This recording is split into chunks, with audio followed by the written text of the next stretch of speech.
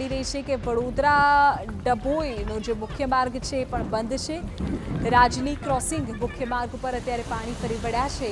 મુખ્ય માર્ગ ઉપર પાણી ભરાતા વાહન વ્યવહાર ખોરવાયો છે।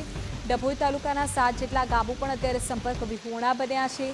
રાજની, અંગૂઠણ, નારિયા, નવાપુરા અને ભીલાપુરા ગામ સંપર્ક વિહોણા થયા છે। વડોદરાથી સ્ટેચ્યુ ઓફ યુનિટીને જોડતો ડભોઈનો મુખ્ય માર્ગ અત્યારે પાણી છે।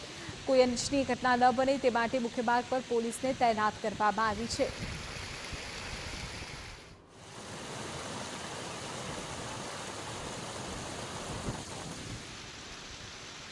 અને દર સાલ આવી સમસ્યાઓ જ્યારે નદીમાં દેવ નદીને ઢાઢર નદીમાં પાણી આવે, દેવ ડેમ છોડવામાં આવે છે ત્યારે આ સમસ્યા આવત થાય છે અહીંયા। અને અત્યારે રાજલી, અંગૂઠણ, નારિયા, બનૈયા, અંબાવ, ધુવાવી, ભીલાપુર સંપર્ક વિહોણા થઈ જાય છે આ ગામ બધા।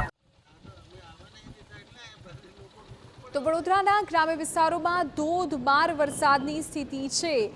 અનેક તળાવો છલકાયા છે।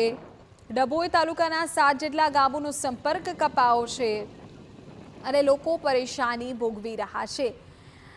ખાસ તો વડોદરાથી જે સ્ટેચ્યુ ઓફ યુનિટીને જોડતો ડભોઈનો જે માર્ગ છે ત્યાં પણ પોલીસને તૈનાત કરવી પડે એ પ્રકારની સ્થિતિ છે કે જેના કારણે કોઈ અનિચ્છનીય ઘટના ન બને।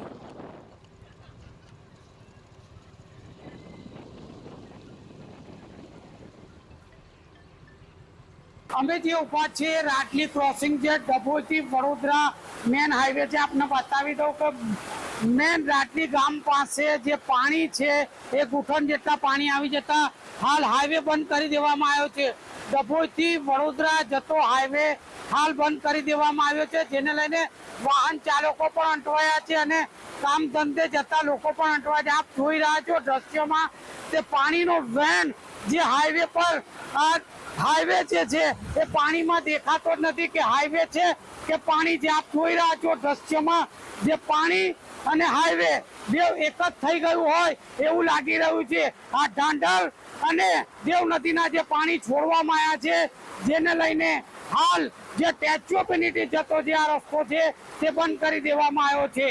હસન ખત્રી, TV9 ડભોઈ।